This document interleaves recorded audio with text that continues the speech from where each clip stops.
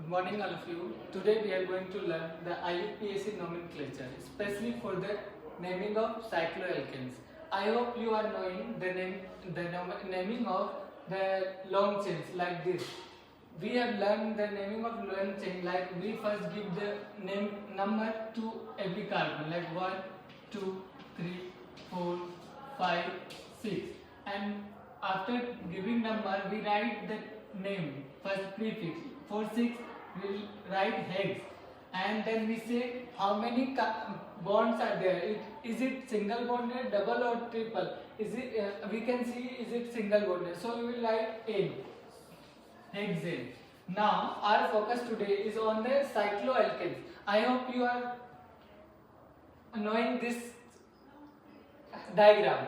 This is one of chemistry's famous thing. So today we will learn to naming this thing. Before that we will learn the rules. So here are the rules. First, let's see the rule number 1. Rule number 1 says count the number of carbon atoms in the ring to determine the parent alkane name. First, what we have to do, we have to count the number of carbon atoms in a parent group. So let's see here are how many carbon atoms. We can clearly see there are 1, 2, 3, 4, 5, 6. Here is 6 carbon atom in the alkane, cycloalkane. Then what we have to do, add the prefix cyclo to the parent alkane name. So we know hex for 6, and rule number 2 says we have to add prefix cyclo. So we will add prefix cyclo. Then rule number 3 and 4 will not be applied here. So we can say it is a cyclohexane. As we are only learning about cycloalkane, so there is no double bond. So we can say it is a cyclohexane. So rule number 3, for one substituent, the ring carbon bearing, the substituent is C1, no locant needed. So what it is saying that if there is a cycloalkane and one substituent is attached to that cycloalkane, then automatically the attached carbon will become the carbon 1. So we can write it 1, 2, 3, 4, 5, 6. So what we have to do, we have to first write the attached substituent. We will write, for this we have methyl. So we will write 1 methyl, again same prefix cyclo, then hexane.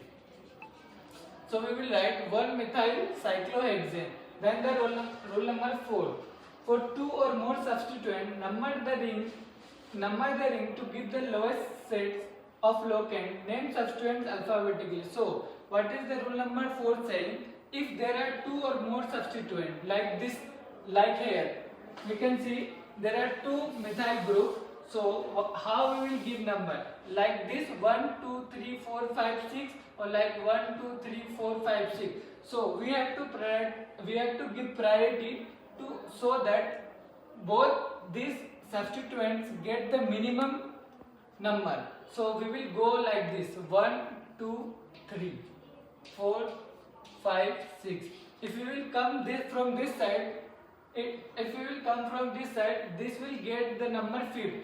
So one is getting 1 and another is getting 5th, and for this case one is getting 1 and another is getting 3rd. So we can say there is the lowest locant rule is applied here. So we will give name.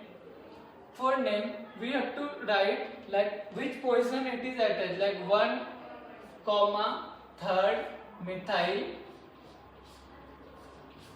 Then we will write the prefix cyclo. Then we can see clearly it is a 6 carbon single bond ring. So we will write hexane. So it is 1, 3 methyl cyclohexane. Okay, thank you.